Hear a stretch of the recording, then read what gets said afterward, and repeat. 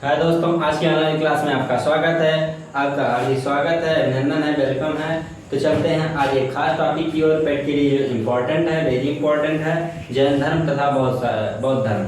जैन साहित्य या बौद्ध साहित्य से क्वेश्चन आपके पेपर में उठता है, खासकर उठता है, और इससे 2-3 क्वेश्चन पूछ देता है, तो क्वेश्चन में फंस जाते हैं आप। तो आज हम पेट के इस क्लास में चलते हैं, बताते हैं आपको जैन साहित्य। इसके पहले एक मोटिवेशन वाली भयंकर वाली शायरी सुनिए।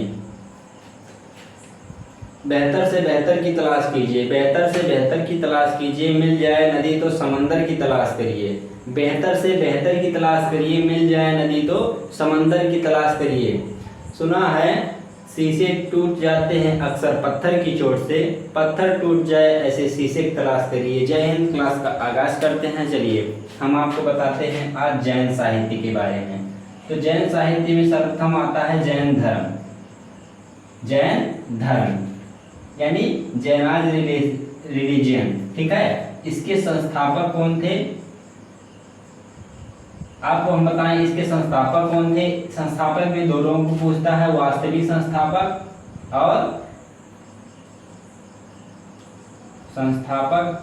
और इसके संस्थापक को केवल पूछेगा जब, तो आप क्या कहेंगे। सामान्यतः महावीर स्वामी कभी कभी पूछ लेता है। इसके प्रथम जो तीर्थंकर थे ऋषभदेव थे। कौन थे? ऋषभदेव। इनको और कहा जाता है क्या? आदिनाथ। इनको कहा जाता है आदिनाथ। और वास्तविक संस्थापक की बात करें तो महावीर स्वामी थे। महावीर स्वामी थे। वास्तविक संस्थापक महावीर स्वामी थे। अब बात करें आपसे ये कौन से तीर्थंकर थे, तो हम आपको बता दें महावीर स्वामी जो थे ये 24वें तथा अंतिम थे। यानी इस बात से हमें स्पष्ट हो जाता है कि जैन धर्म में कुल 24 ही तीर्थंकर थे और अंतिम कौन थे? महावीर स्वामी थे। तो 24वें कौन थे? महावीर स्वामी थे। कुल तीर्थंकर कितने थे? 24 थे। अब ये कौन से थे? ये फर्स्ट नंबर के फर्स्ट तीर्थंकर। अब आपसे पूछे ऋषभदेव क्या थे, तो ये जैन धर्म के फर्स्ट तीर्थंकर थे, पहले या प्रथम तीर्थंकर थे। इनका और उपनाम क्या है? आदिनाथ, ठीक है। और महावीर स्वामी के बचपन का क्या नाम था? या वर्धमान महावीर। इनके बचपन का नाम था महावीर स्वामी के वर्धमान महावीर। अब बात करें जैन धर्म के जो प्रणेता थे महावीर के बारे में, इनके बारे में डिटेल चर्चा करते हैं। महावीर स्वामी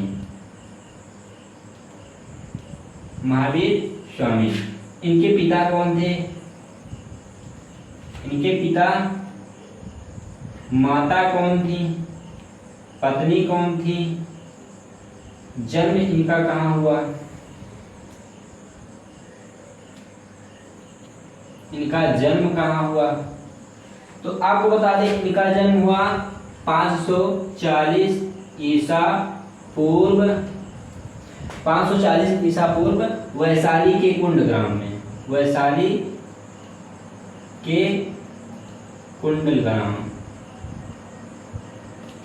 कुंडग्राम में इनका जन्म हुआ 540 ईसा पूर्व में। अब एक बात और पूछता था, ये किसके समकालीन थे या बौद्ध किसके समकालीन थे, तो इन दोनों के एक समान थे। उनका जन्म 563 में हुआ था, इनका 540 से ये समकालीन थे। अब बात करते हैं महावीर स्वामी के बारे में। तो ये जन्म कब लिए? 540 ईसा पूर्व में वैशाली के कुंडग्राम में।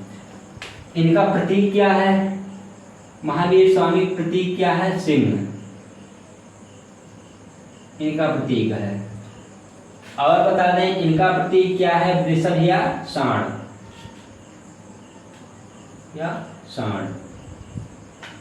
आपसे क्वेश्चन पूछता है फर्स्ट तीर्थंकर को किस चिन्ह के द्वारा प्रदर्शित किया जाता है? इनका प्रतीक क्या था? तो वृषभ या सांड था। और इनका प्रतीक क्या था? सिंह था।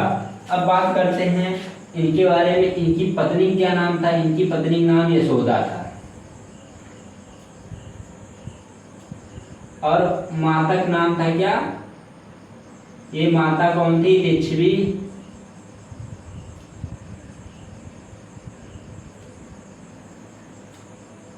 चेटक की बहन।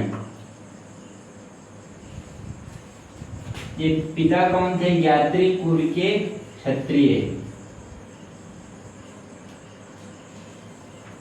ज्ञात्री कुल के क्षत्रिय थे। और इनका क्या नाम है दोस्तों, इसको हम बता दें आपको।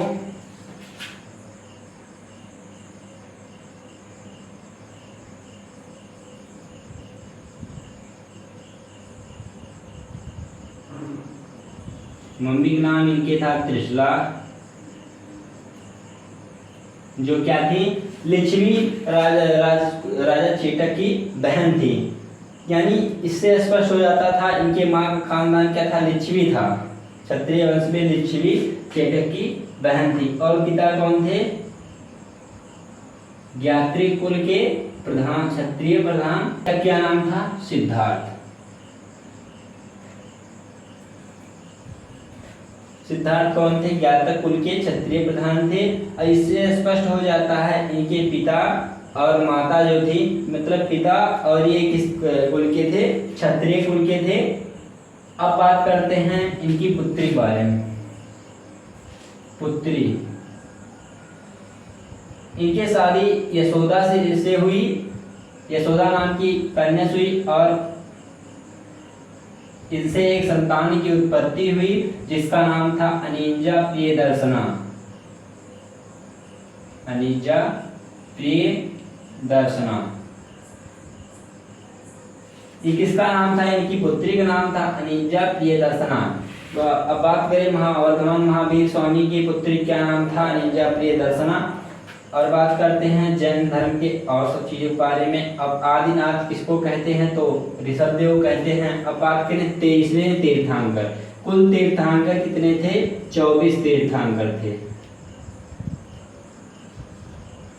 अब देखिए 24 तीर्थंकर में ये 23वें कौन थे? 24वें तो वर्तमान महावीर थे और 23वें थे पार्श्वनाथ।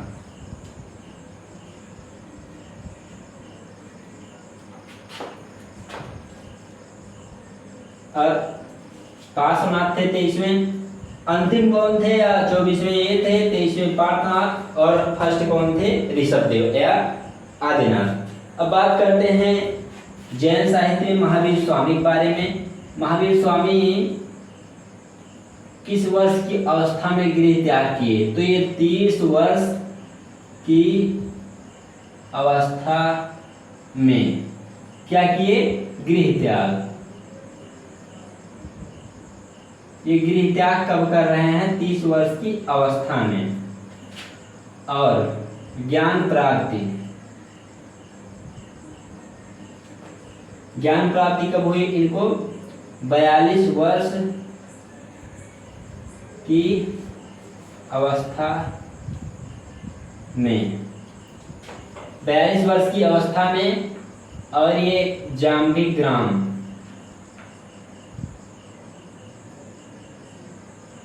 द्रंभिक ग्राम साल वृक्ष के नीचे, साल वृक्ष के नीचे। नदी कौन थी? तो नदी भैया थी ऋजुपालिका नदी। ऋजुपालिका नदी के तट पर इनको 42 वर्ष की अवस्था में ज्ञान की प्राप्ति हुई। अब आपको बता दें ये ज्ञान प्राप्त के बाद क्या कहलाए? जिन अरहत कैवल्य। कैवल्य का मतलब होता है सर्वोच्च ज्ञानी या सर्वश्रेष्ठ ज्ञानी। अरहत मतलब होता है पूज्य और जिन मतलब विजेता। तो ज्ञान प्राप्त के उपरांत इनको 3 उपाधियों से अलंकृत किया गया, जिन अरहत कैवल्य। ठीक है भैया, आगे चलते हैं। अब बताते हैं आपको इनके बारे में, मृत्यु कहाँ हुई, कैसे हुई। अब बात करें इनकी जो पुत्री थी अनिजा प्रियदर्शना, इनका विवाह किससे हुआ? इनका विवाह एक क्षत्रिय जिसका नाम जामाली था, जामाली था, इससे हुआ। और यही क्या हुआ? यही प्रथम शिष्य रहा, प्रथम शिष्य। प्रथम शिष्य महावीर स्वामी प्रथम शिष्य तो कौन था? जामाली, इनका यानी दामाद जो था, इनकी पुत्री का पति जो था, यही क्या था? प्रथम शिष्य था। ठीक है, अब आगे चलते हैं।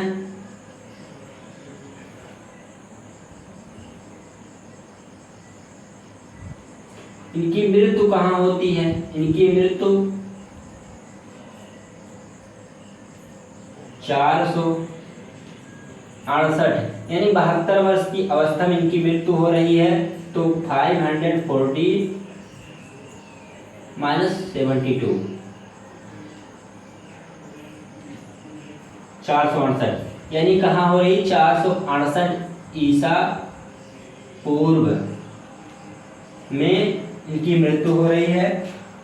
और ये कहाँ हुई? पावापुरी बिहार, पावापुरी बिहार में इनकी मृत्यु 468 ईसा पूर्व, यानी हमें यह ज्ञान है 540 में जन्म लिए थे और 72 वर्ष जीवन काल था। तो हमने 540 से 72 को माइनस कर दिया, तो हमें निकल कर आया 468 ईसा पूर्व इनकी मृत्यु हुई। ये कहाँ हुई? पावापुरी बिहार में हुई। अब बता दें जैन साहित्य, जैन धर्म में जो भाषा थी, ये भाषा क्या थी? लैंग्वेज इनकी क्या थी? तो हमने बताया था इनकी भाषा प्राकृत थी। अगर बात करें लिखे किसमें गए हैं ग्रंथ मूल रूप से, तो अर्धमागधी में, अर्धमागधी जैन साहित्य। और जैन साहित्य को हम क्या कहते हैं? आगम कहते हैं। तो आज के लिए जैन धर्म में इतना ही, आगे चर्चा हमारी कल होगी। जय हिंद, जय भारत।